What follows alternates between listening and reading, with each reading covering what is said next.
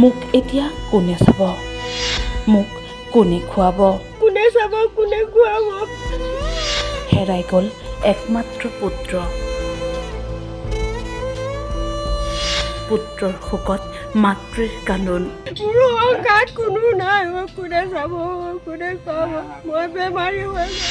মোৰ ল'ৰাটোক কোনোবাই ঘূৰাই আনক। মোৰ ল'ৰাটোক যেন আপুনি মুখখন চাবলৈ লৈ আহি দিয়ক, মোক আনি দিয়ক। শেষবাৰলৈ তাৰ মুখখন চাবলৈ মন গৈছে।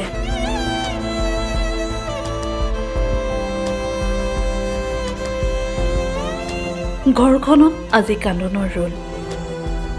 ঘৰখনৰ একমাত্ৰ পুত্ৰ গুচি গ'ল অজান দেশলৈ। মাতৃৰ লগতে পৰিয়ালটোক পোহপাল দিবৰ বাবে কুঠৰীৰ জিতেন হাজৰিকাই বহিৰাজ্যত থাকে। কিন্তু লোকসভা নিৰ্বাচনত ভোট দিবৰ বাবে কলিয়াবৰৰ কুঠৰীৰ নিজা ঘৰলৈ আহিছিল যুৱকজন। ভোট দি যোৱা শুকুৰবাৰে শিলঘাটৰ পৰা ৰেলত ৰাওনা হৈছিল। কিন্তু কেৰালা অভিমুখী ৰেলত উঠাৰ পাছতেই জেনেৰেল ডবাৰ শ শ যাত্ৰীৰ ভিৰৰ মাজত সোমাই পৰে জিতেন হাজৰিকা। আৰু যাত্ৰীৰ ভিৰৰ মাজতেই মৃত্যুমুখত পৰে যুৱকজন।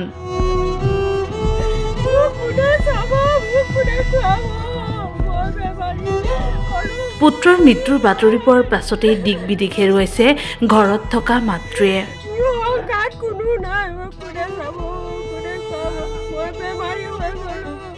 কোনে চাব কোনে খুৱাব, বেমাৰী হ'লো মই। মোৰ দুখৰ বিলাক কোনে ল'ব, মই তাও কাম কৰি খুৱাবলৈ নোৱাৰো হৈ আহিলে। মোৰ অকলশৰীয়া জীৱন, অকলশৰীয়া ঘৰ, মই ভাঙা চিঙা ঘৰত পঢ়ি থাকোঁ। মোৰ চাওতা নাই এতিয়া কোনো, কোনে খুৱাব কোনে চাব। যেন অনুৰোধ কৰিছোঁ মোৰ ল'ৰাটো ঘৰলৈ লৈ আহে, যি কোম্পানীতে যাওক সেই কোম্পানীয়ে পঠাওক।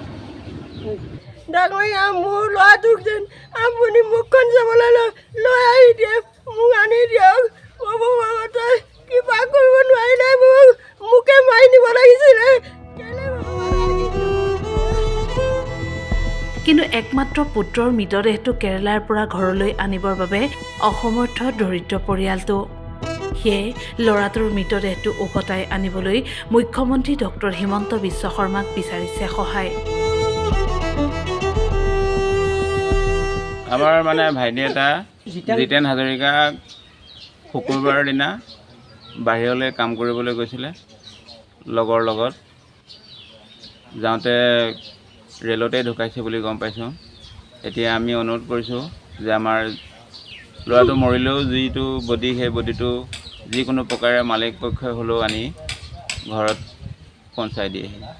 আমি অনুৰোধ কৰিছোঁ যিটো কোম্পানীলৈ কাম কৰিবলৈ গৈছিলে সেই কোম্পানীৰ মালিক পক্ষই ল'ৰাটোৰ বডিটো আনি যেন ঘৰ পহুঁচাই দিয়ে।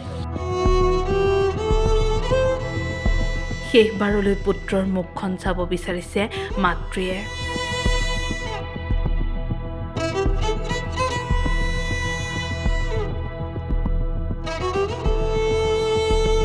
কলিয়াবৰৰ পৰা দীপু বৰাৰ ৰিপৰ্ট, টাইমী।